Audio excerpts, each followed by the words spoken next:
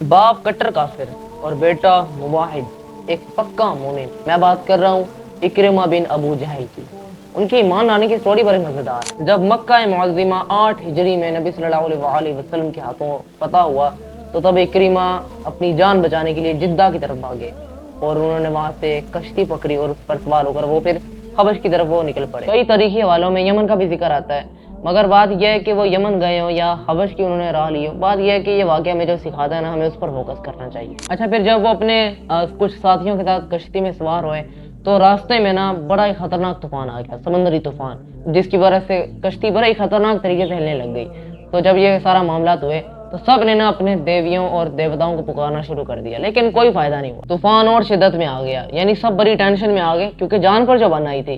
تو سب نے اپنے جھوٹے خداؤں کو پھینکا اور صرف ایک اللہ کو پکارنے لگے، کیونکہ پتہ لگ گیا تھا ان کو کہ یہاں پر اگر ہمیں کوئی مشکل سے اگر کوئی نکال سکتا ہے تو وہ صرف ایک اللہ ہے۔ یہ پوائنٹ جو ہے نا اکرمہ رضی اللہ عنہ کے دل میں ہٹ کر گیا، اس وجہ سے ان کے آنکھوں کے اور دل کے پردے کھل گئے اور انہوں نے اپنے سامنے حق کو بالکل واضح دیکھا۔ ان کو یہ سوچ آئی ہوگی کہ یار اگر یہاں پر اللہ تعالیٰ کے سوا کوئی مدد کرنے والا نہیں ہے، مشکلوں کو دور کرنے والا نہیں ہے، تکلیف میں پھنسوں کو نکالنے والا نہیں ہے، تو کہیں اور کیسے؟ یہ اکرمہ رضی اللہ عنہ کی زندگی کا بڑا فیصلہ کن لمحہ تھا۔ تو پھر انہوں نے تب اللہ تعالیٰ سے یہ عہد کیا کہ یا اللہ تعالیٰ، اگر میں اس جگہ سے بچ نکلا، یعنی اس طوفان سے بچ نکلا، تو میں سیدھا نبی صلی اللہ علیہ وسلم کے پاس جاؤں گا اور ایمان لے آؤں گا۔ تو پھر اللہ تعالیٰ نے ان کو بچا لیا، تو اکرمہ رضی اللہ عنہ اپنا عہد پورا کرتے ہوئے مسلمان بھی ہو گئے، اور یہی نہیں بلکہ انہوں نے اپنی باقی کی ساری زندگی اسلام کے لیے گزار دی، اللہ کے لیے گزار دی۔ اچھا، اس واقعے کے بعد نا سورہ الانعام کی وہ 2 آیتیں پڑھنے میں بڑا مزہ آتا ہے۔ اے نبی صلی اللہ علیہ وسلم، ان سے کہو بھلا بتاؤ، اگر تم پر کبھی اللہ کی طرف سے کوئی بڑی مصیبت آ جاتی ہے یا پھر آخری وقت آ پہنچتا ہے تو کیا اس وقت تم اللہ کے سوا کسی اور کو پکارتے ہو؟ بولو اگر تم سچے ہو۔ اس سے اگلی آیت میں اللہ تعالیٰ اپنے پوچھے جانے والے سوال کا خود ہی جواب دیتا ہے اور کہتا ہے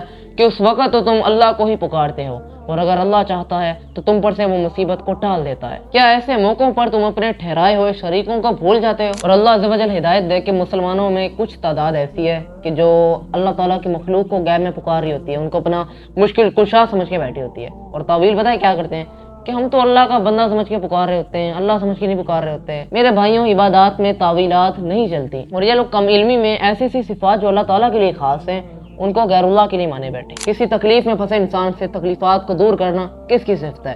کسی مشکل میں پھنسے انسان کو آسانی میں لانا کس کی صفت ہے؟ دعاؤں کو سننا اور اس کو پھر قبول کرنا کس کی صفت ہے؟ یہ ساری کوالٹیز مزار میں پڑے بابا جی کی ہیں؟ بالکل نہیں، یہ سب صفات، یہ سب کوالٹیز صرف ایک اللہ رب العالمین کے لیے۔ امن یجیب المضطر اذا دعا، بھلا بتاؤ کون ہے جو بے قرار کی دعا کو قبول کرتا ہے جب وہ اللہ سے دعا کرتا ہے؟ وَيَكْشِفُ السُّوءَ، اور کون اس کی تکلیف کو دور کر دیتا ہے؟